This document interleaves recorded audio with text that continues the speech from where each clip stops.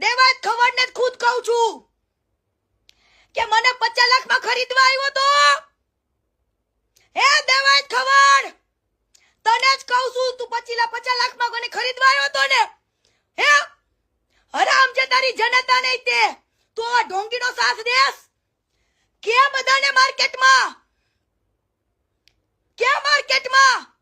કે કીર્તિને 50 લાખની ઓફર કરી એ ભાઈ દાન જે ખાતું હોય ને ઈ ખાતું હશે હો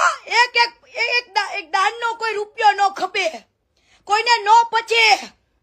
હરામીના પેટ ના હે કોક